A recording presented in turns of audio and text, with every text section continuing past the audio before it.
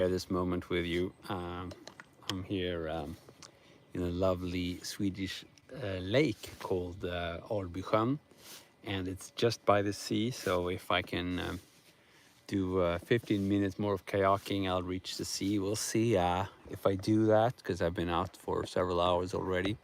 Uh, but this is just amazing. So it's time for some coffee and sandwich, and yeah, join me. Hopefully it won't be too shaky. This is all new to me to bring a tripod to the kayak, but hey, it seems to be working so far. I can't shake too much though. And here are my ever so important peanut butter sandwiches. Can't live without them, especially not when kayaking. Oh, there we go. Come on, sandwich. Now here's a little life hack for you. When you make your peanut butter sandwiches, don't be afraid to add real peanuts into the mix, especially if your peanut butter isn't crunchy enough. That'll save you. Good stuff.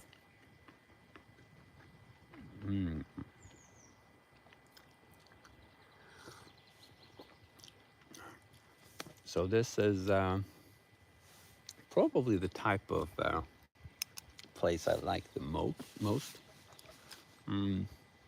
I like small lakes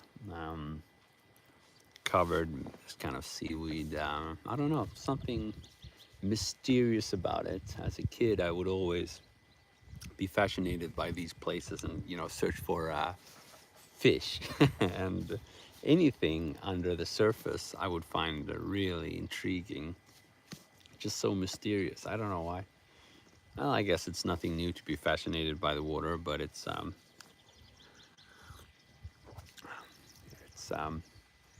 definitely something that gives you a quality moment. Just go out and enjoy this type of thing, especially if you got some coffee and sandwich with you.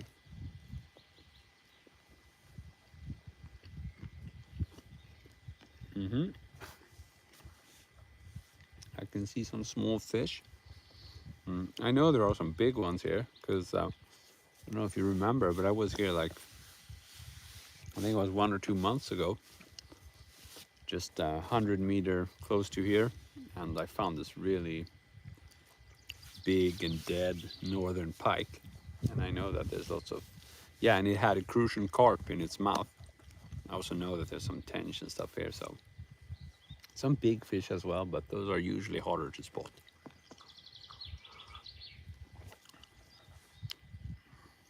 Big Fish in Shallow Waters. That's a pretty cool album title right there. Who knows? Could be the name of my next etude. Big Fish in Shallow Water. I like it. It's a little bit long though. We need to shorten it.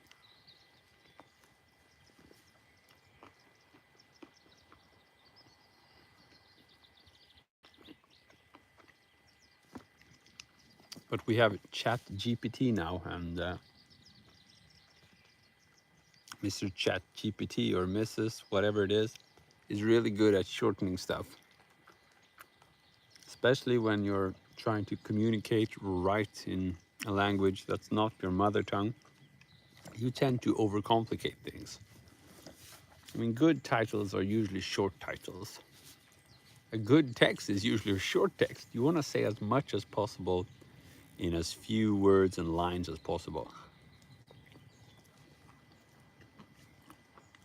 So that's why Big Fish in Shallow Waters feels a little long to me. Interesting, interesting. If it weren't for the fact that I'm in Sweden currently, I would assume that what I'm looking at, let me see if I can show you. Looking at here, I don't know if you can tell. That thing looks like a crocodile. Would be cool. Be the first crocodile I ever saw in Sweden. I would feel kind of sorry for the crocodile though. It would most likely be a very cold experience. So both me and the croc very happy. It's not, in fact, not a croc. That's how it goes. I hope you can forgive me for my light-hearted discussion here, but this video is more about just enjoying the moment, and hopefully you get a little bit of this wonderful view. I know you get a lot of me as well, you know. No way without that. No way. It would be better if I could just chop off the head from the body and just show you that. But that would require editing skills and editing work not available to me in this kayak. In fact, I'm really proud the tripod has been standing for so long, and I'm really worried I'm gonna drop my phone in the water.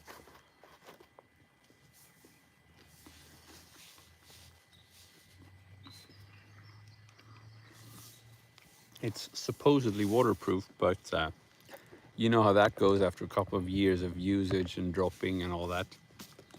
It would really surprise me if it were really waterproof at this point. It's a bit like those Russian tanks that are supposedly waterproof. You know, when they were made 40 years ago, and then they haven't been maintained for 40 years, and yeah. What? Oh, we have a comment. Any luck? Any luck out there this morning? Yeah, luck. I feel lucky at least to be outside. I don't know if that's what you meant, but I'm not fishing or anything like that, but I'm very lucky to, you know, be able to take this afternoon and just hang out here. It's awesome. And it's even better I can bring you guys with me. Otherwise I would feel lonely, but now I can share this place with you. It feels awesome. I was actually supposed to go with my friend Eric, but he couldn't make it last minute.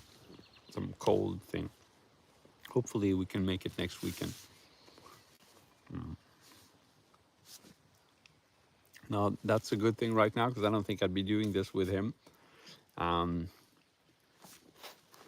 Actually, when I go kayaking on my own, I like to just find these small spaces. I usually paddle really close to the shore. A lot of people like to, you know, paddle in streams and canals and stuff like that, and I love that as well, but there aren't that many available.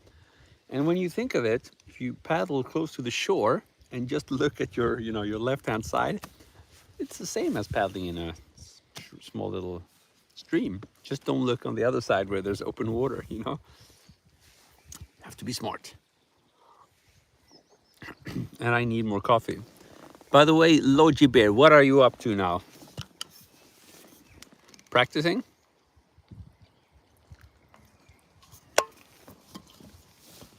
Okay, here's another little life hack for you. When you reach the end of the sandwich and you have the hard and dry part, you have to dip it in the coffee. That's a really expert tip here. Do it. Chewing is made a lot easier. Trust me on this one, bro. You'll thank me later. Nom nom.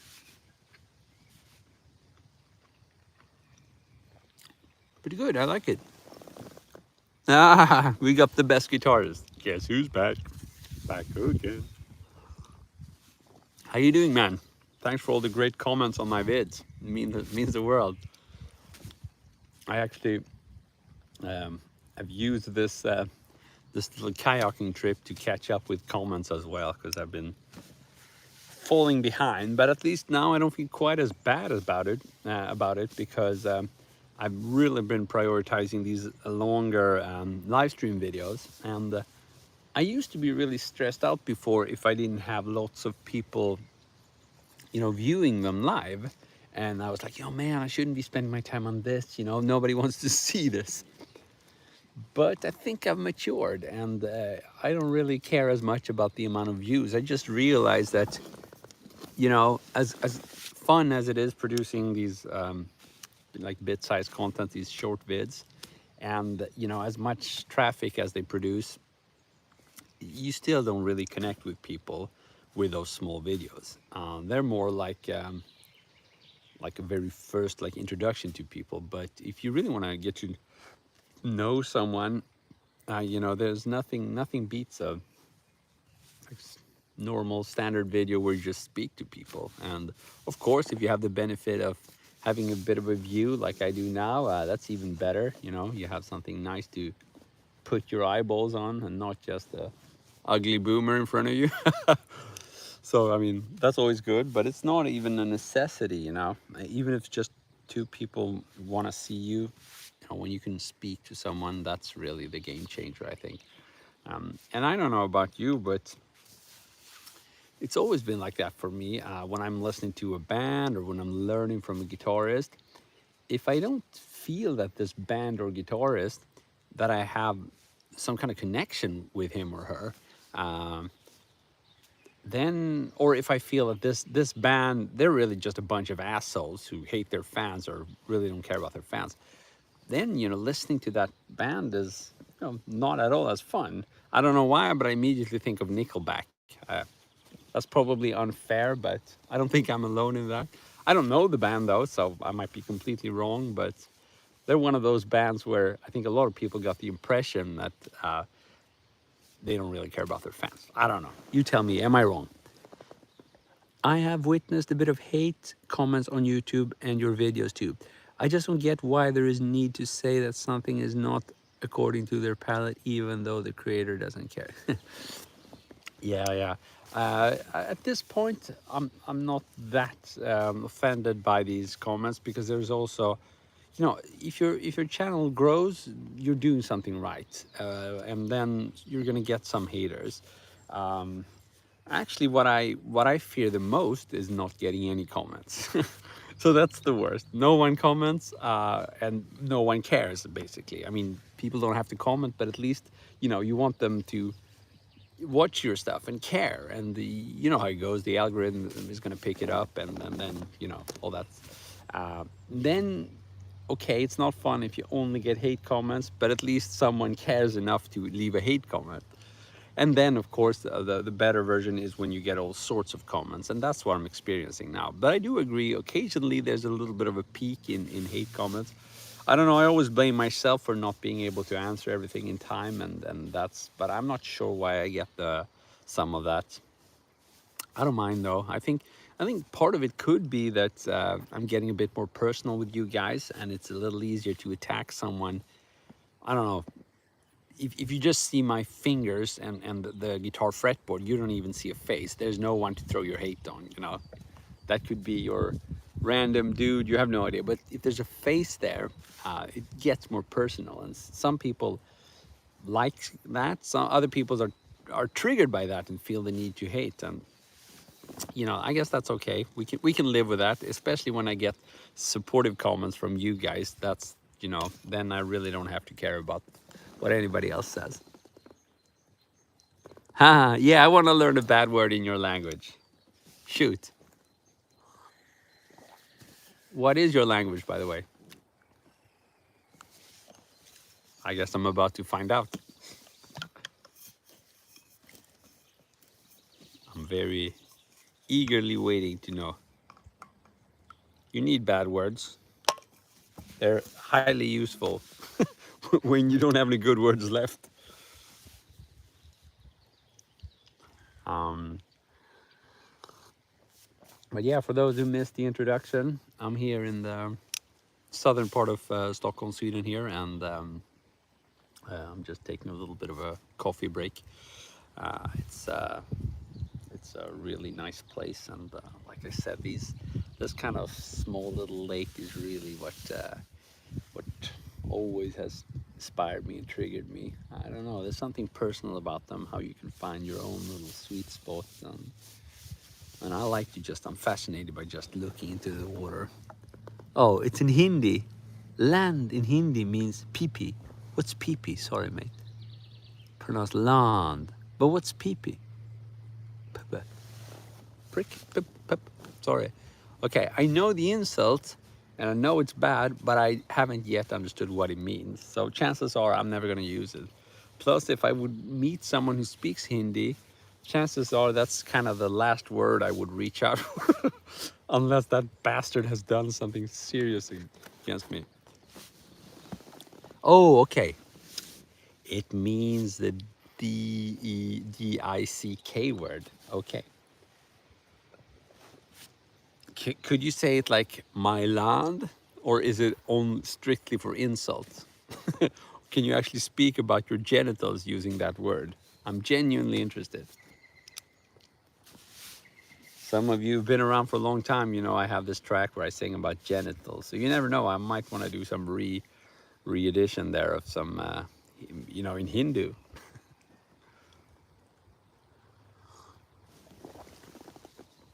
Okay, so you don't use it for genitals. Good to know. Very good to know. I'm gonna refrain from this. Well, we have to balance things out here. You have to teach me a good word in Hindi. So if I meet someone where I need to know a good word in Hindi, I can actually say something. Oh, it means sisters. That's a weird one. It means your sister's male genitalia. Well, I can understand why people would view that as an insult. Oh, this is funny. I don't think there's any equivalent in Swedish, because part of the idea is you kind of insinuating on your sister being transgender, and I guess in Sweden we try to not see that as something negative. Although we're definitely into dangerous political ground here, so I'm afraid I might step on somebody's toe, someone's sister's genitalia maybe. Namaste means I know that, I recognize that. Namaste. I wish I could pronounce it, but at least there's a good chance I could actually even remember that for the right situation. Fingers crossed. So you wanna explain why you would use that word, which you say refer to your sister's male genitalia, however you pronounce that stuff? I'm not used to these discussions. I thought we were going to speak about the lovely countryside and immediately drift towards genitalia. And I can't pronounce that word. I'm going to have to go Google it when we're done so I know how to pronounce it. Genitals. That's a better one. That's what I used to sing in my bury all your genitals, bury all your genitals. Oh, man. I know one word in Swedish. Ol. I'm going to teach you a word. Oh, we have Massimiliano here. What's up, Massimiliano? The word you're referring to in Swedish, I don't know what that is. Ol. Ooh, no idea. But I can, good word in Swedish. Well, I'm going to teach you a guitar-related word, which I always found interesting. I never understood where it came from, but if you're going to say guitar lick in Swedish, we say räka, which means shrimp. I wonder who came up with that idea. There's probably a story behind it, which I don't know. But if Swedish people start to speak about shrimps, and they are guitarists, there's like a 5% chance they're actually speaking about guitar licks and not the shrimps. You know, what swims in the sea or what you eat or whatever. Oh, beer, öl. Sorry, you're right. So in order to nail that one, you need to find the letter which has 2 dots on the O. That's why I didn't get you. This one is tricky though, so I can understand you why you missed it. So in Swedish, the O and the one with 2 dots, the they are completely different. So that's why I got a little bit confused. And I'm a little bit retarded as well, let's face it. Oh, PewDiePie told me. Awesome. I haven't checked his video for quite a while. I saw something where he where he was walking around with his wife and kid. Very different from the video I saw like 4 years ago where he was shouting in front of his computer. But that's good. I guess we need to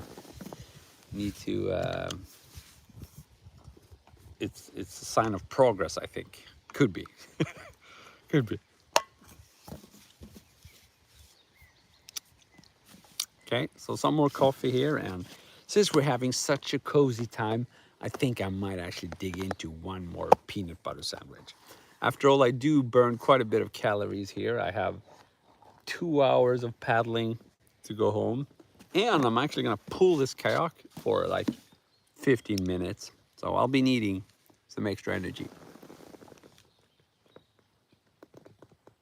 Yeah, okay. So you mean PewDiePie with wife and kids? Yeah. Energy fades and lifestyle improves. Yeah, hopefully that's the case.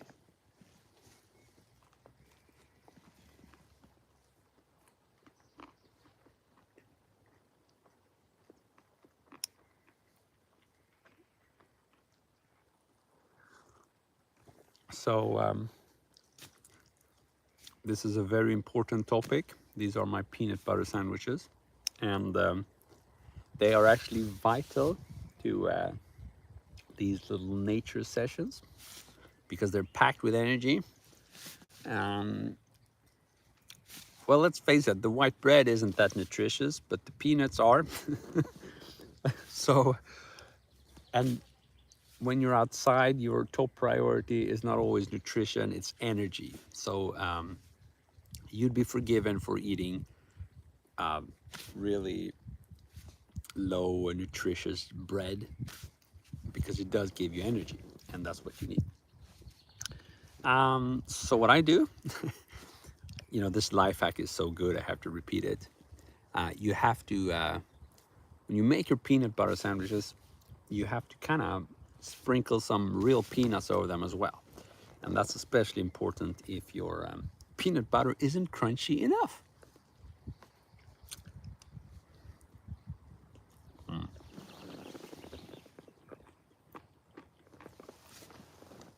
Oh, yeah.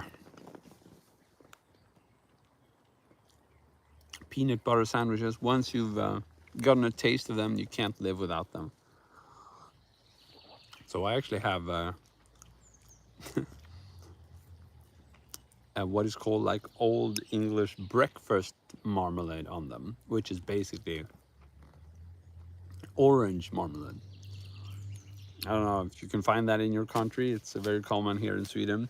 But the point is, peanut butter on its own is a little bit sticky and thick. You need to balance it out with something sweet. That's where the jelly comes in. Now, again, it's not your most nutritious meal, but it's packed with energy, and you have to give yourself a treat when you're outside.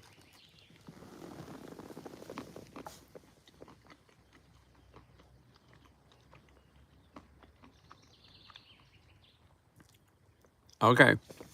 Well, from a nutrition perspective, eating rice or even rice based bread, I guess you could do that, is of course much better than wheat based bread. This is a really crappy tradition we have in well, Northern Europe and also Scandinavia. And it just goes down to cultural traditions. When we were starving, wheat could be stored during winter, so we could use that for bread. And if you had bread, you survived. Nothing healthy about it, just energy with no nutrition at all. So if you eat rice, especially with legume, that's a whole different ball game in terms of being nutritious. But again, we're not trying to be healthy here. We're trying to be outside. And I think I did it.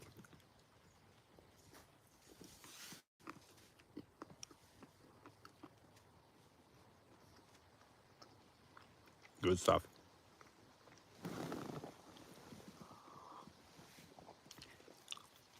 So, Mr. Best Guitarist, what are you currently working on? I remember we spoke briefly about this last time.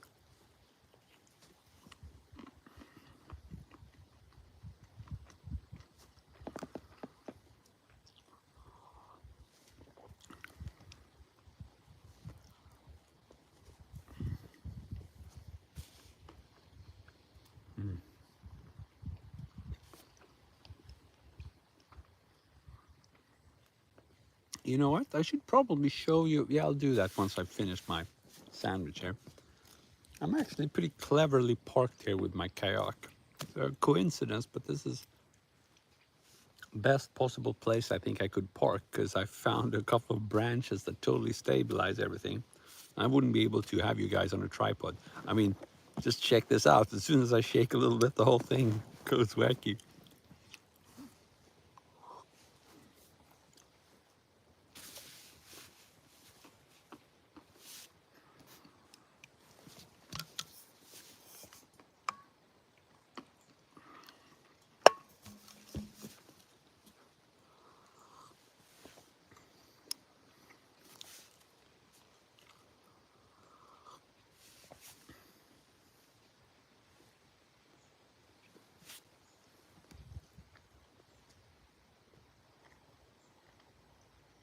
Okay, so I'm gonna show you how I've parked here. Let's check it out. So here you can see, this is the tip of the kayak. And well, let me just put the coffee here. And as you can tell, see here, I have one branch here sticking up, and I have a very nice piece of wood or piece of tree here. If I could bring this home, I would. This looks lovely. And I've got a branch there, and this seemed to fit perfectly.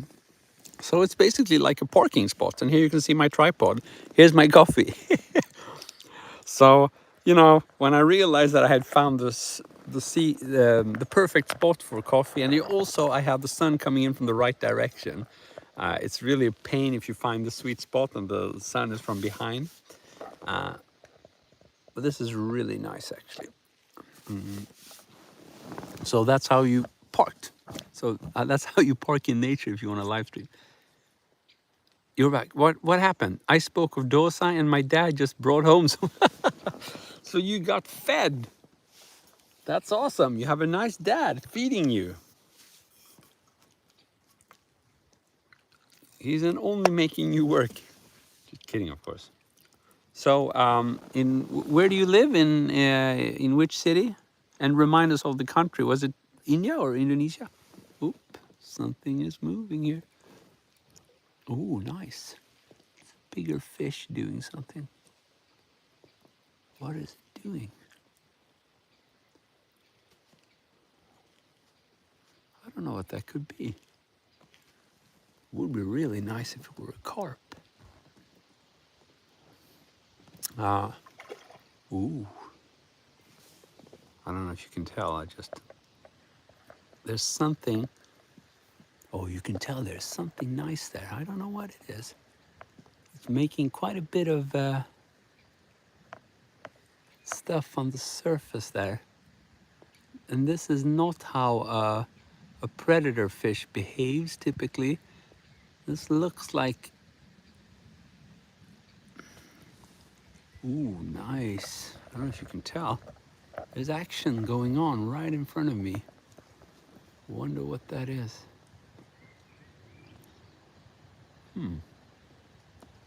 Yeah, I'm gonna sit here for a while and maybe I can get a glimpse of what it is. Something is lurking around there, and I think it's something a little bit bigger feeding off that. Ooh, nice. Oh, it's just there now. It's feeding off the surface. Oh man, this is exciting stuff. I feel like some kind of nature photographer here. Ooh, but the thing is, actually, I don't think it's feeding on the surface. It's probably feeding on the bottom because it's really shallow. And if it's like a tench, ooh, oh man, what is that? Are they big carps? I saw it now, man. Ooh, wow, that's something big down there. Very cool. Sorry, man. I'm just really excited about what I'm seeing here. This looks like it's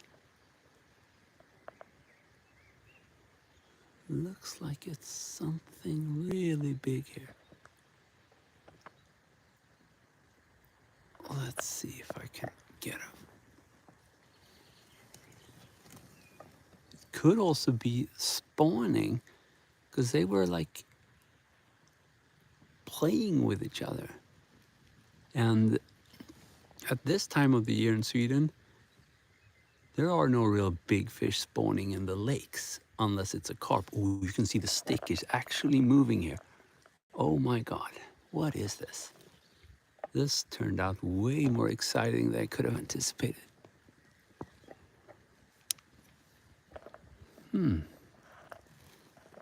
So I don't know if you can tell, but I did see some really, yeah, right there. There, I did see some pretty sizable fish.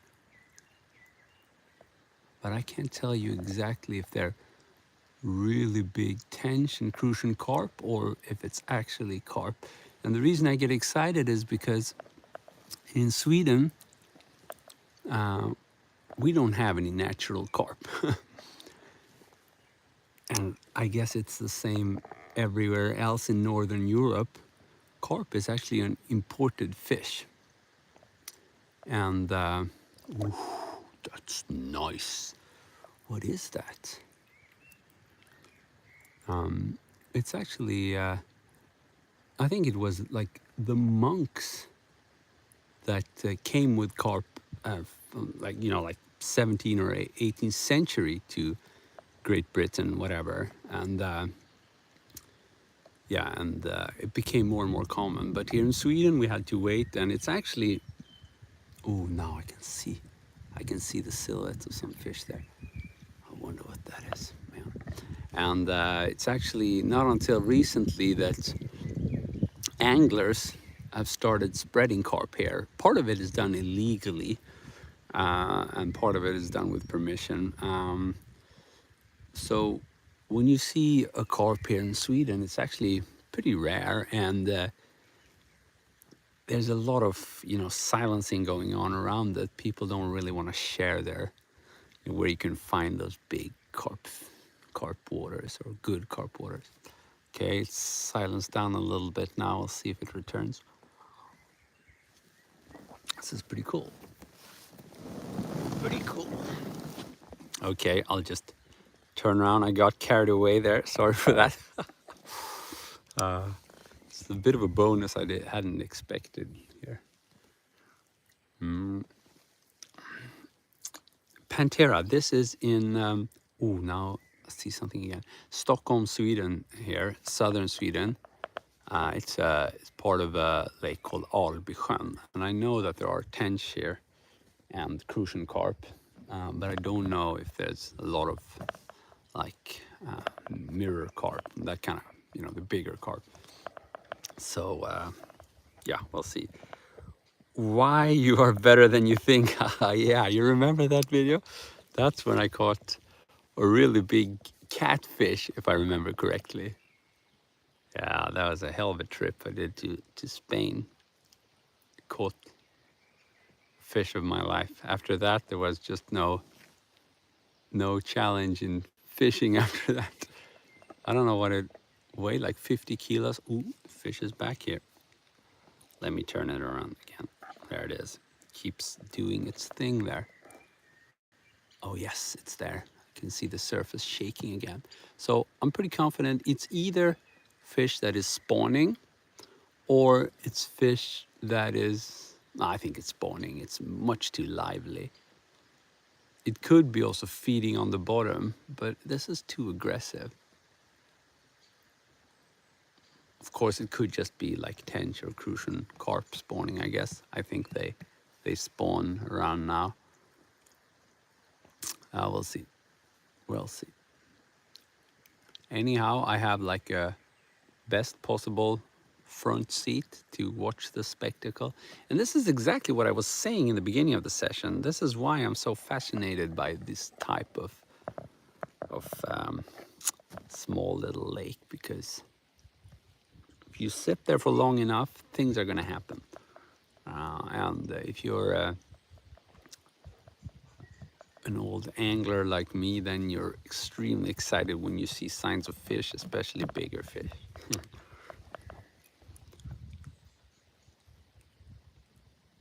What fish was that? Are you going to catch one? Yeah, I don't have any fishing equipment with me. unfortunately, it's been a long time since I actually did any fishing. If I could get more time on my hands, I would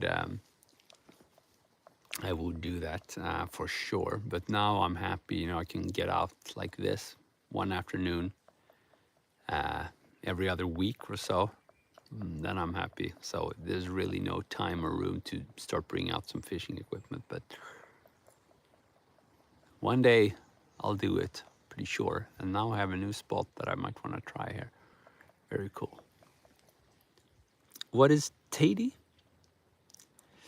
Yeah, I mean you can eat any fish, and I guess the recommendation here is to, often they want you to put the carp back because they're pretty rare, but sometimes it's the opposite. When they don't want carp, they want you to kill it as soon as you get a chance to.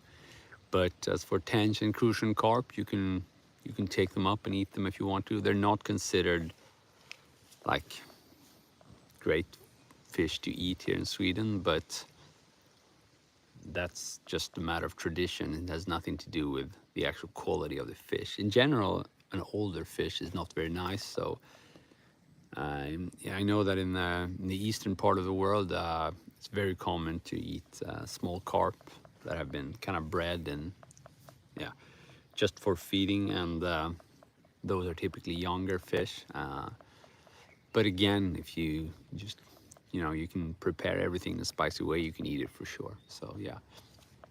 I don't eat any fish. I don't eat any animal products at all. I'm not a fan at all of that stuff. So, but I used to a long time ago, and yeah, I remember I would bring these big pikes home that I had caught when I was a teenager, and my dad used to do, what was it called, like fash or something. He basically used to use a mixer, because those northern pikes, they have a lot of bones. So even if you do I mean, it's a really difficult task to take out all the bones from a northern pike. So instead, he used to just throw them in the mixer. And yeah, I remember I thought it was tasty. I think more important than the actual taste was the fact that he appreciated me taking those pikes home. I think I like that. And it was a bit unusual for him. He was this career dude, and he wouldn't really take the time to start doing something advanced in the kitchen, or not, very rarely at least. But for some reason, he was inspired when I brought that big fish home. So that was exciting stuff. Man. Oh, then you would enjoy stories of my religion. Ah, yes. A Hindu, I mean, you don't eat cow, right? The cow is holy. Here, the cows are the most tortured animal you could think of in the food industry. It really starts from birth to death. Really sad topic there, but I think it's gonna take at least a couple of generations to get rid of those habits. Oh, you don't eat meat at all? That's interesting. Yeah, I mean that's that's wise in so many ways. So it's very cool. So do people follow that strictly? If you're an active believer in Hinduism, you have to forgive me for my really poor knowledge about religion. I don't know a lot about it, and in Sweden we are, I think, secular is the word, right? Very few people in Sweden practice a religion actively. It, could jokingly say there are probably more death metal Satanists in Norway than there are believers of Christianity in Sweden. I'm just kidding, not quite, but it's not a big thing here. We've separated church from what do you call it, the state or whatever, and it's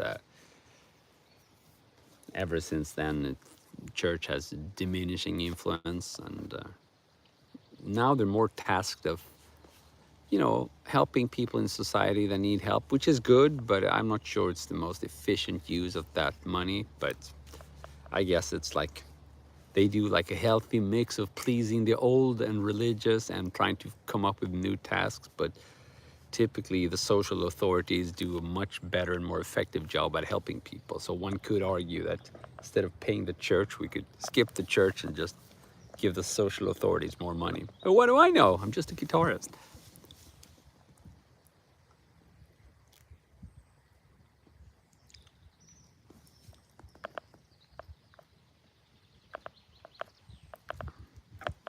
Okay, so I think the whatever it was here, it's calmed down. No idea what they were doing.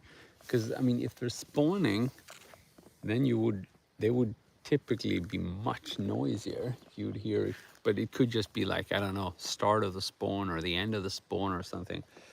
But if they're spawning and if it's big fish, yeah, you're not gonna miss that. It's like the water just explodes. This was fairly light at least. Cool stuff. Very cool stuff.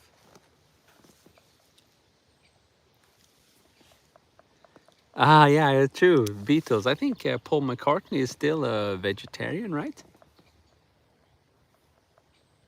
Have to take some extra coffee over that one. Coffee, good stuff.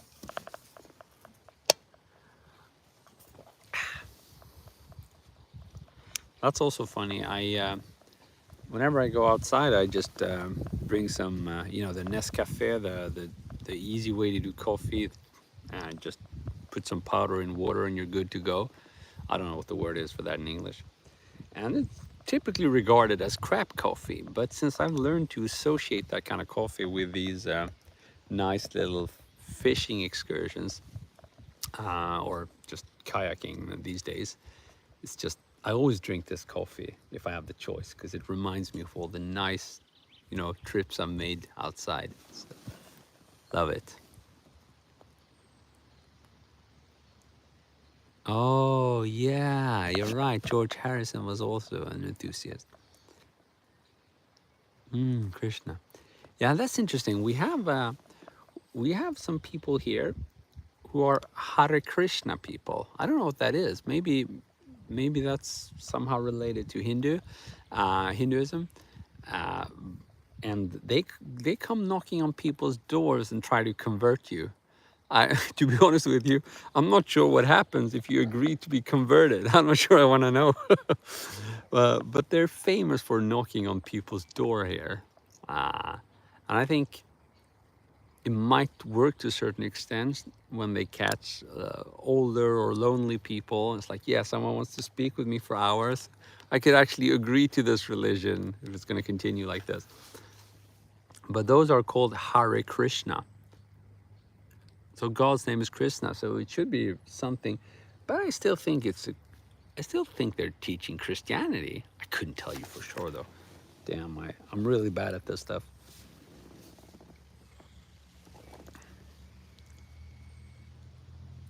Okay, he is the god commonly associated with cow, as cow was his pet. Oh, there you go. Big pet, strong pet.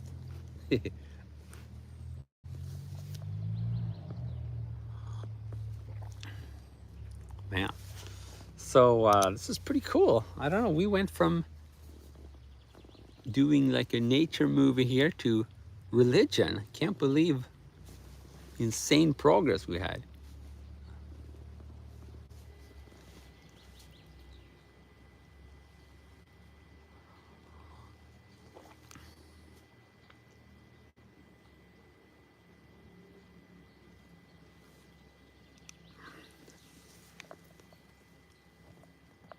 So I've been playing a downstroke heavy song and I can never maintain a fast enough rhythm.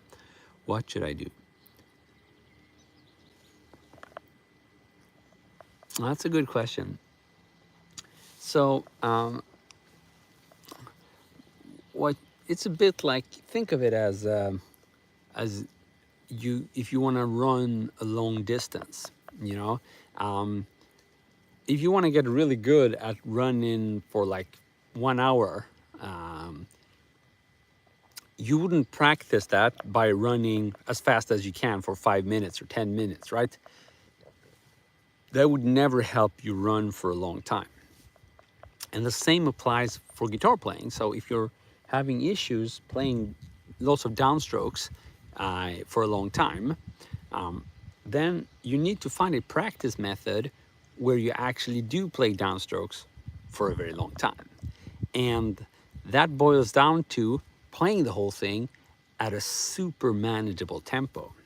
So this is just a long reply to tell you that if you can actually slow down and, you know, let's say you need to be down picking for, if the song is 3 minutes or something, it's really fast down picking, then you would find a way to, anyway, to actually down pick while being in control for 3 minutes.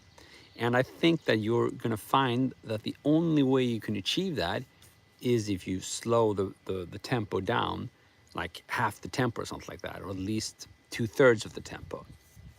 That's going to help you. And when you do that, also be aware to think consciously about being super relaxed in your arm and hand. That's going to help you immensely. That doesn't mean you can't still strike hard. Down picking could be described as this, you know, like pendulum thing, right? So you move the hand relaxed, but you have the swinging pendulum, so you still get power. That's how I would recommend you practice it. Find ways you can down pick for a long time without getting exhausted. And the only way you can do that is really if you slow things down.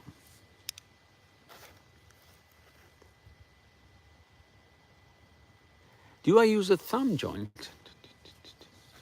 Good question. You could do that. Yeah, you could do that. I mean, guys like Dimebag Darrell, I mean, he had a really interesting, you know, emphasizing upstrokes, and you could probably do that. It's going to give you a different feel and all that. To be honest with you, it's been a very long time since I was in that situation where I had to do down picking for a long time. So I would actually have to try it now and see what would be a working strategy for me. But in general, regardless of what you're trying to pick, the more you can utilize the different motions that are available to you, may it be the wrist, the thumb joint, or even the arm, the better you're going to work. You're going to have a more sophisticated down picking machinery at your disposal. So that's never a bad thing. And I can almost bet to with 100% certainty that that would help you. Now, whether that is kind of the short-term solution you're looking for, you know, or maybe that's something you would work on for a bit of a long-term thing to really develop that super flexible technique, that's an open question, right? It might be, you might get results faster if you just follow my recommendation of slowing things down and being able to down pick for a long time. But still, that's a, you know, being able to use the thumb joint is insanely useful. Yeah, I don't know. I actually don't know the song Everlong. Sorry.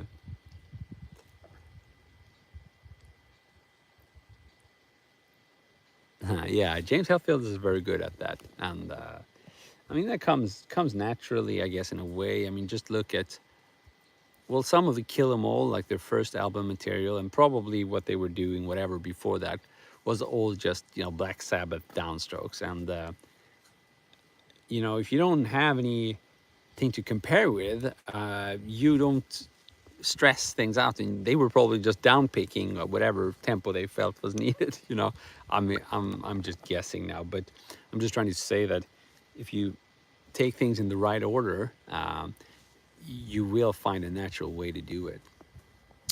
But I know it's very tempting to just try to play the original tempo, especially if you can do it for like 20 seconds. Like, yeah, I can do this.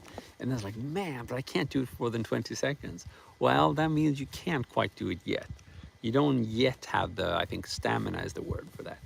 You're close, but you're not there. So you really have to give your body some like long distance experience, long distance picking experience.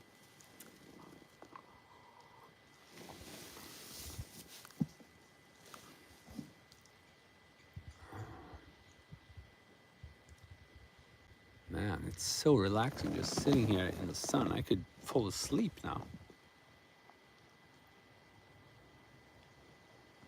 I think also the sun is stronger. Correct me if I'm wrong here, but I think it's stronger when you're by the water because part of the radiation from the sun bounces on the surface. So you get hit by the sun from over and from under. So basically what bounces on the surface. Which is good if you're a Swede and you have had to endure a really long winter, long and cold winter. And all you really want is to absorb some sunlight, and this is perfect for you.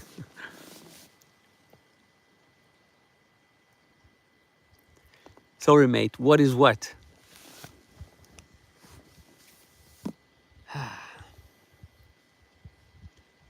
So nice. But I'm really curious about the fish there. I wonder what that was.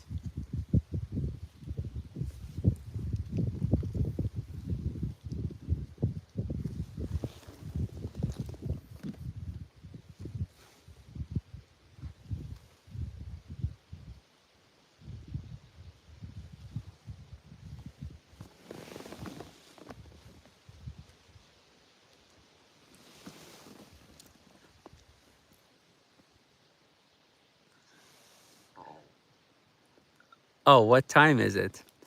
It's 5 5:40 in the afternoon. Oh, how do you say that? I think it's 5:40. 20 to 6. Man, how do you even say the clock in English? I'm utterly confused. I think you get me. Do you never do lessons in Swedish? Ooh, interesting, interesting. It's actually the second question I get about that in a short span of time. Maybe I should start doing Swedish lessons. I just totally haven't figured out how I would do that. Would I do like a different channel? And if I decide to start a different channel in Swedish, that's gonna take a lot of time from my international audience. And so do I want to do that? I'm not sure. Maybe I should do that. I mean, I'll tell you what I do. I do have some private students in English over Skype. What's it called? Zoom. So that works. But I just don't. I should probably do it. It's always like that. You need to think of stuff for a few years before you find that, yeah, this is good. I mean, the same thing is these kind of longer videos. I always, like I said earlier, I always consider them useless because you wouldn't get the same amount of views as your short videos. But now I understand they serve a totally different purpose. So I'll probably come to that realization as far as, guitar lessons in Swedish goes as well. I just haven't really thought about it. I understand why English would be the better option. Yeah, exactly. I mean, there's just 10 million people who can understand you.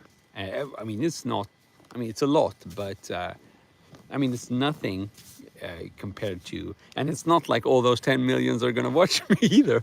But if you look at just the US, I think you have like 300 millions or something. And the UK, I don't know, it's like 50 or 70 million. In most parts of the world, especially like the Western democracies, people understand English. Yeah, it's hard to prioritize, but maybe I should because there isn't enough good content. And who knows, maybe I'm a better teacher in Swedish as well. Although it's, apart from those occasional Zoom lessons in Swedish, I probably have way more experience teaching in English by now because I've done it for like 20 years. But of course, I did start out teaching in Swedish, and I was taught in Swedish for a year by my private instructor. That was a very long time ago. But nowadays, when I try to learn something new, I'll always land on a video in English. I can't remember the last time I learned something from a Swedish video. But that's probably, my bad. I need to look more carefully.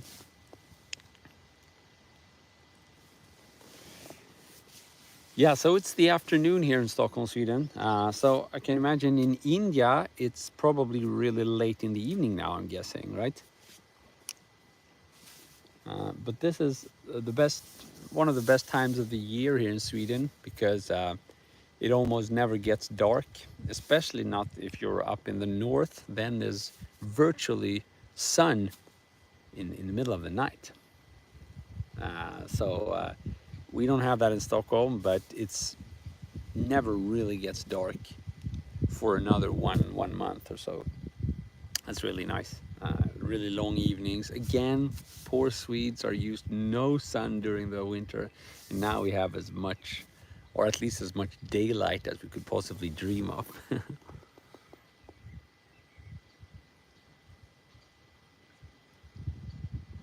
Okay, there's no YouTuber in India who speaks Hindi and does electric guitars. Yeah, it's interesting. Maybe I should. Maybe I should do something in Swedish. It's a very interesting idea, yeah. Yeah, I'll need to think of it some more. Very cool idea.